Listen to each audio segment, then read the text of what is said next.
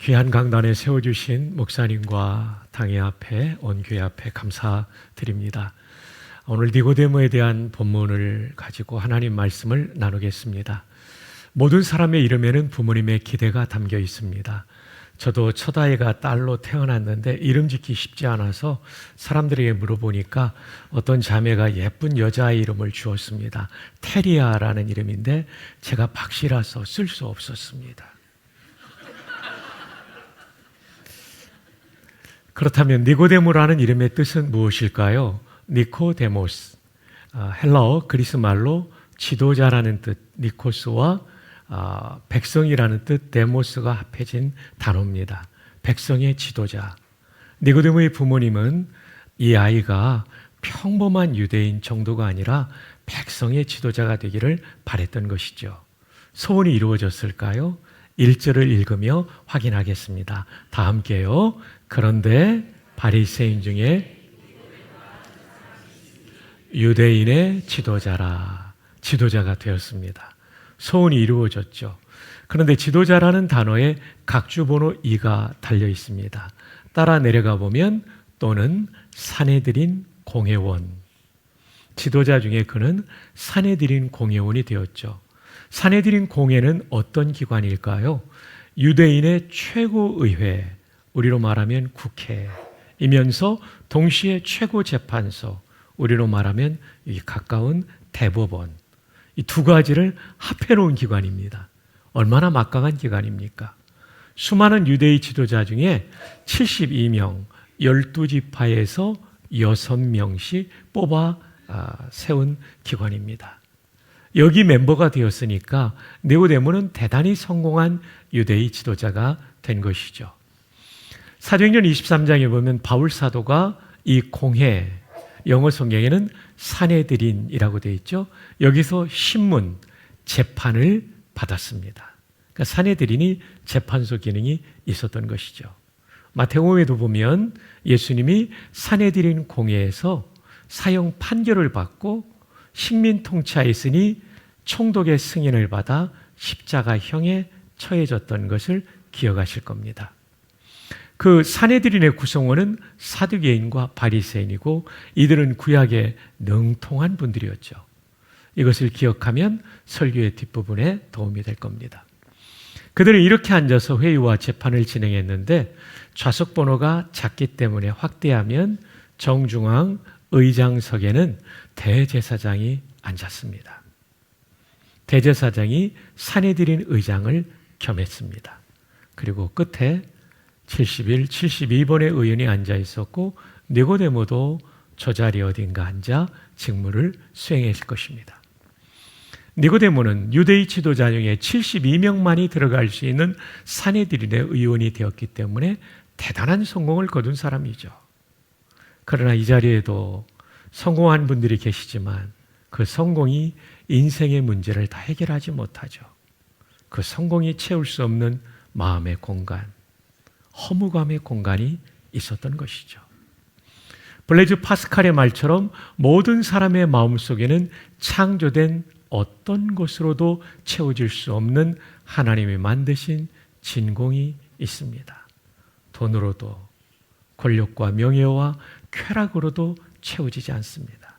그것은 오직 예수를 통해 알게 된 창조주 하나님만이 채우실 수 있는 줄로 믿습니다. 그래서 니고데모도 성공한 유대의 지도자지만 채울 수 없는 마음의 빈 공간을 채우기 위하여 예수님을 만나러 나옵니다. 언제 나오냐면 밤에. 왜 밤이냐면 밝은 대낮에 누군가 나를 알아보면 예수를 만난다는 것 때문에 비난과 공격을 받을 수 있기 때문에 그는 어둠 속에 자신의 모습을 은폐하며 예수께로 나옵니다. 그러므로 요한복음 3장의 니고데모의 마음은 예수님을 만나고는 싶으나 예수님 때문에 손해보고 싶지 않다. 이기적인 태도죠. 이렇게 이기적인 니고데모에게 예수님은 생명의 복음을 전하십니다. 우리가 읽은 본문인 3장 1절과 2절은 니고데모에 대한 소개라면 3절로 21절은 그와 예수님의 대화입니다. 니고데모의 질문이 딱 2절이기 때문에 무려 17절을 예수님께서 이 개인에게 말씀하셨습니다. 또 하나 놀라운 사실은 지나간 2000년 동안 수많은 사람을 구원한 복음 중에 복음인 요한복음 3장 16절이 이 땅에서 최초로 예수님의 입술을 통하여 선포될 때 청취자는 니고데모였다는 사실입니다. 그러나 안타깝게도 예수님께 직접 요한복음 3장 16절의 말씀을 들었음에도 불구하고도 요한복음 3장에서 니고데모가 예수님을 믿었다는 기록이 없습니다. 따라서 요한복음 3장의 니고데모는 이기적인 니고데모라고 요약할 수 있겠습니다. 7장에 가면 달라집니다. 함께 읽어주십시오. 시작.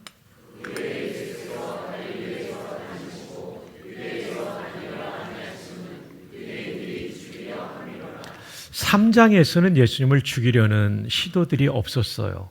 근데 7장에서는 예수님을 죽이려고 합니다. 그래서 심지어 체포조를 출동시켰는데 빈손으로 돌아와 책임 추궁을 하죠. 아랫사람들이 대제사장들과 바리새인들에게로 오니 그들이 묻되 어찌하여 잡아오지 않았느냐?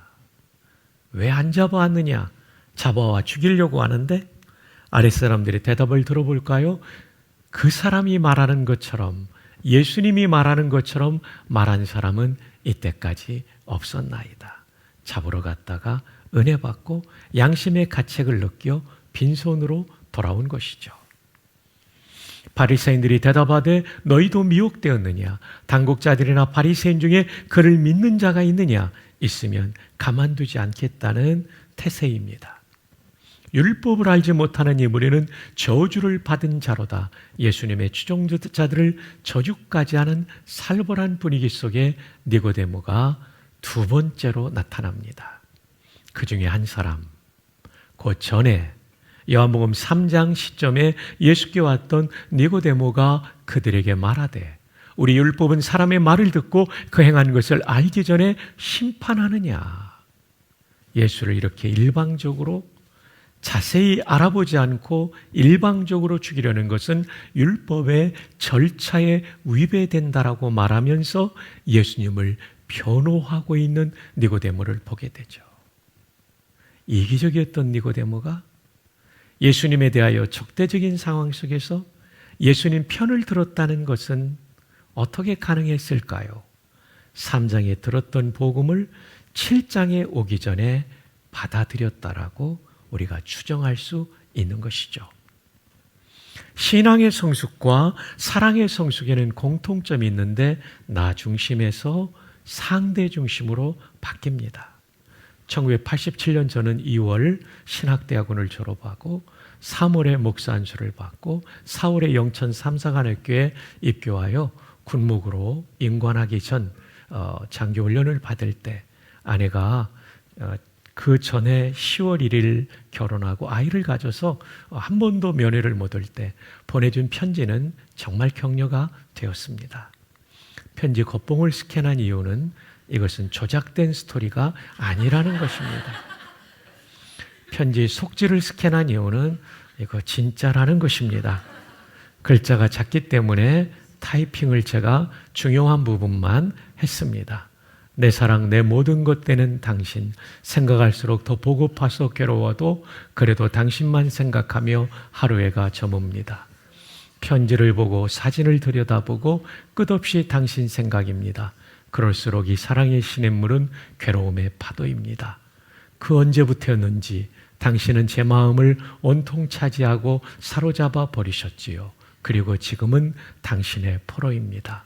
행복한 아주 행복한 포로. 세상의 어떤 포로가 사로잡은 상대에게 사랑한다고 고백할 수가 있겠어요.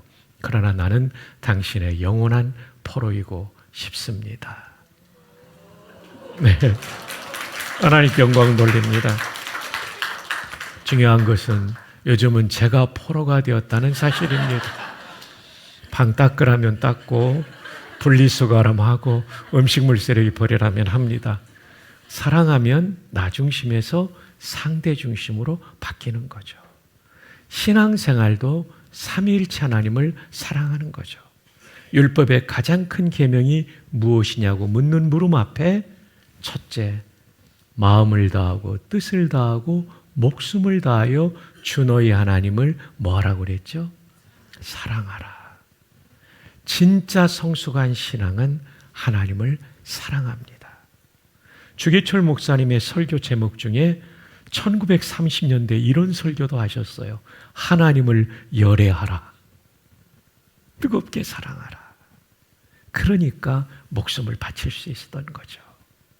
성숙한 신앙은 하나님을 사랑하죠. 이 찬송가도 그 뜻이 나타납니다. 주의 귀한 은혜 받고 일생 빚진 자되네. 저와 여러분이 받은 은혜는 그 얼마나 놀라운 은혜란 말입니까? 영광의 하나님이신 예수님이 우리를 사랑하사 구원하기 위하여 낮고 천한 인간의 몸을 입으시고 마침내 십자가에서 생명을 던져주신 그 은혜는 우리를 일생 빚진 자로 만들어버렸습니다. 그래서 시인의 소원은 주의 은혜의 사슬로 나를 묶어주십시오. 은총의 포로가 되게 해주십시오. 제 아내의 편지와 비슷하죠. 그리고 나를 주님께 매임받은 종이 되게 해주십시오. 실로 십자가의 그 은혜를 알면 내가 주인된 인생을 살지 않습니다.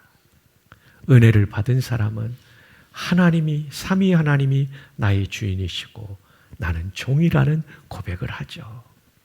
그 훌륭한 다윗 왕이 시편 145편 1절에 왕이신 나의 하나님이요. 깜짝 놀랐어요. 이스라엘 최고의 왕이 나보다 더 높은 왕은 하나님이라는 고백이죠. 내가 주를 높이고 하나님 앞에 나는 종이고 하나님이 내 인생의 주인입니다. 그 아들 솔로몬의 고백을 들어보실까요? 열왕기상 8장에 성전을 다 짓고 봉헌 예배를 드릴 때 기도를 솔로몬 왕이 합니다. 열왕기상 8장 23절입니다. 이스라엘의 하나님 여호와여, 위로 하늘과 아래로 땅에 주와 같은 신이 없나이다. 한번 따라해 보실까요? 주께서는 온 마음으로 주의 앞에서 행하는 종들에게 언약을 지키시고 은혜를 베푸시나이다. 하나님께서 어떤 분에게 언약을 지키시고 은혜를 베푸시냐면 주의 앞에서, 하나님 앞에서 온 마음으로 행하는 종들에게, 고백하고 찬양하는 종들 소중하지만 그보다 더 나가야 돼요. 행동하는 종들. 산정인교의 아름다운 성경전 전통은 진리의 말씀을 행했던 것이죠. 그래서 무너져가는 한국교회를 일으켜 세운 목사님과 장로님과 교회가 된 것이죠. 행하는 종들에게 언약을 지키시고 은혜를 베푸시나이다.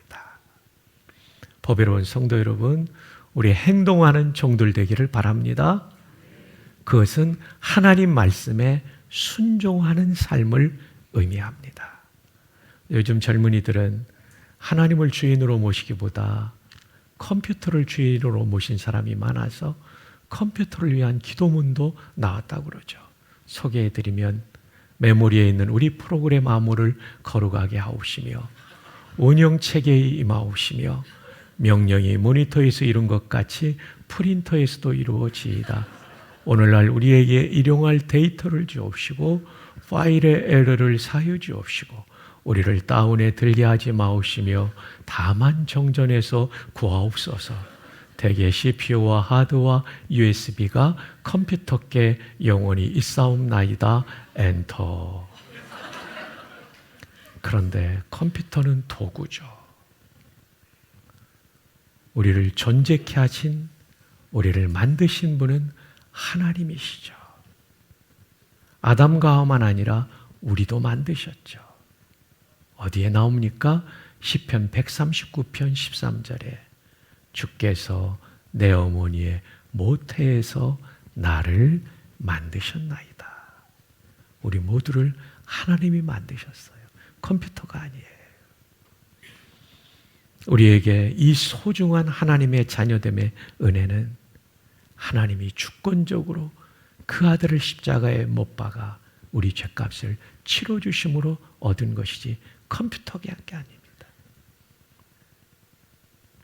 광야에 시련의 비바람을 맞는 인생길을 걸어가며 승리케 하시는 분이 하나님이시고 이 생명 다한 다음에 영광의 나라로 인도하실 분이 하나님이십니다. 그러므로 하나님만이 우리의 주인이심을 고백합시다. 아울러 그분을 나의 왕, 나의 주인으로 모시고 순종하는 삶을 사는 보배로운 성도님들 되시기를 축복합니다. 자, 이렇게 좋은 신앙은 인본주의에서 신본주의로, 나 중심에서 하나님 중심주의로 나아가는 것인데 니고데모에게 7장에서 이 변화를 보게 됩니다. 이제 마지막 19장의 니고데모를 만나보시겠습니다. 함께 예수님 돌아가시는 장면을 함께 읽어봅시다. 시작. 예수께서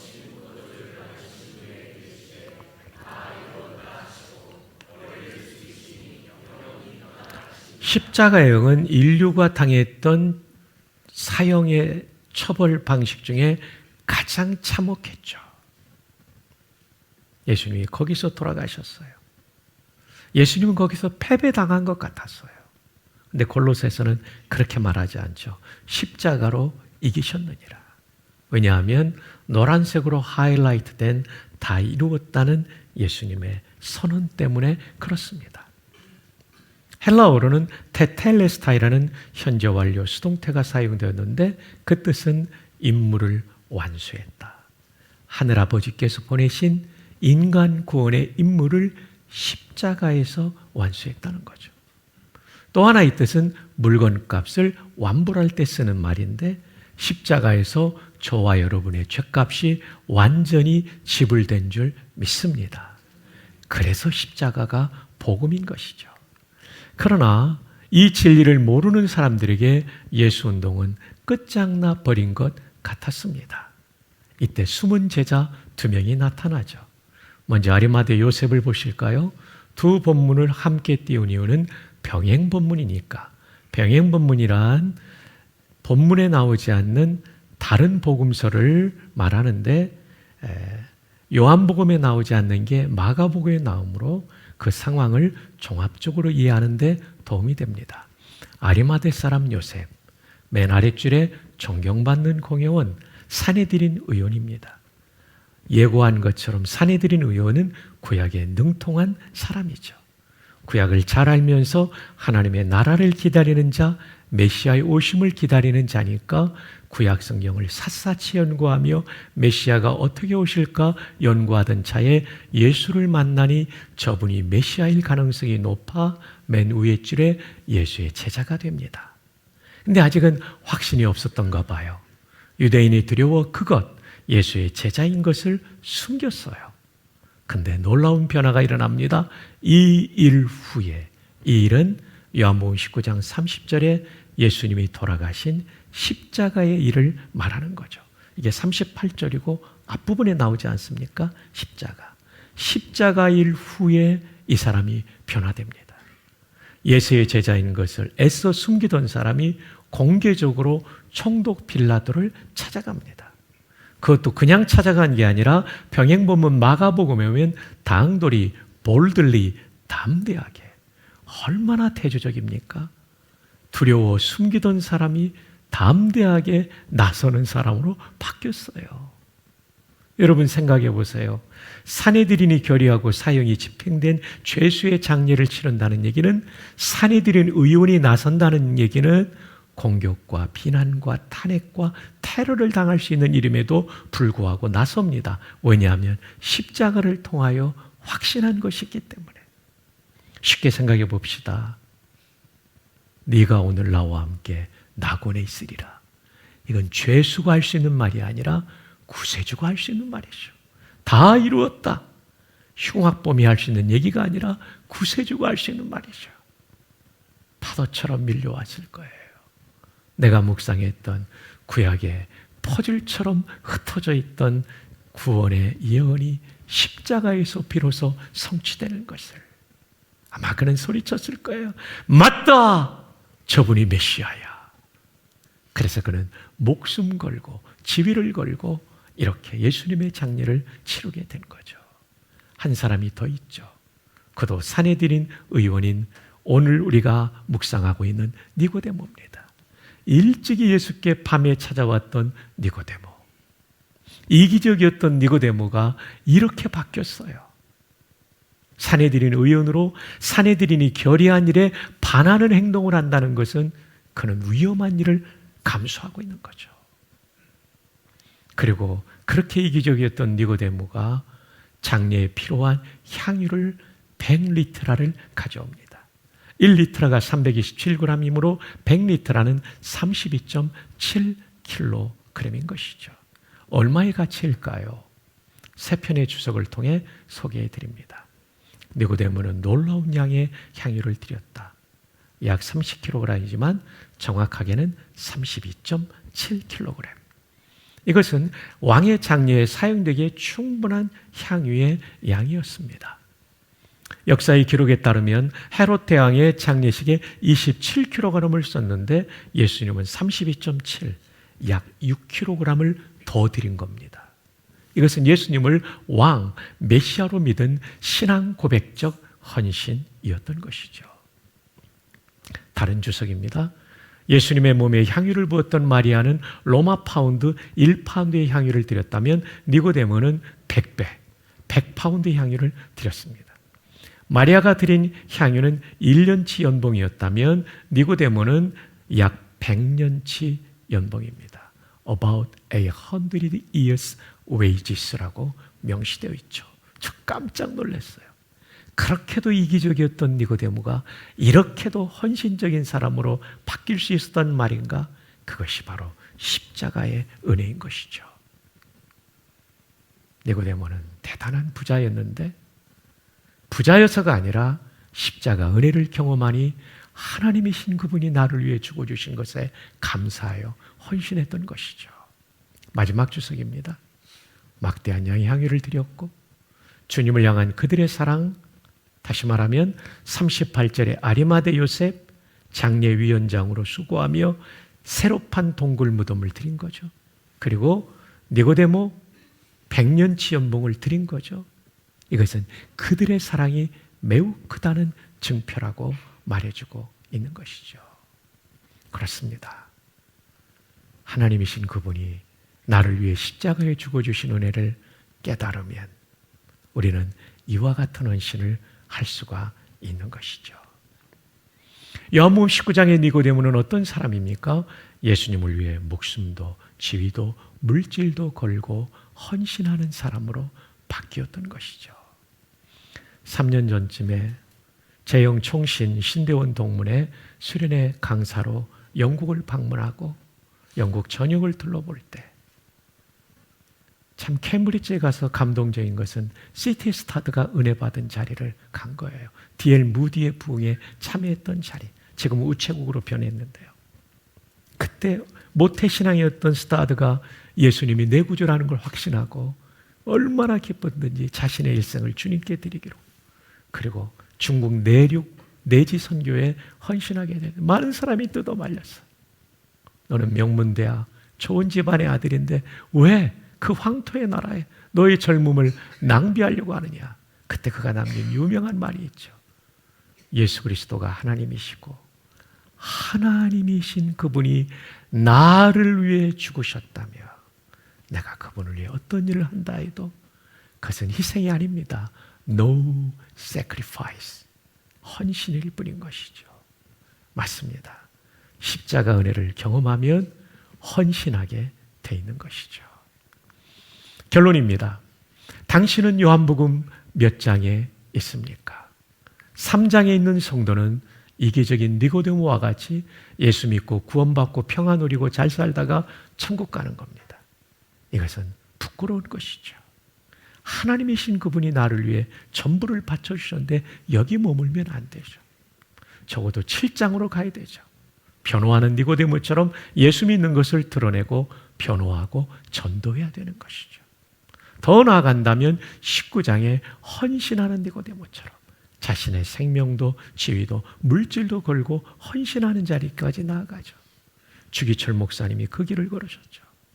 산정교회 장로님들이 그 길을 걸어오셨고 그 성경적 아름다운 전통을 오늘까지 유지하고 있죠. 오늘 이 자리에 혹시 3장에 계신 분이 있다면 7장으로 나아가시고 7장에 계신 분이 있다면 19장까지 나아가는 거룩한 변화가 십자가를 묵상하며 우리 가운데 있기를 주님의 이름으로 축복합니다.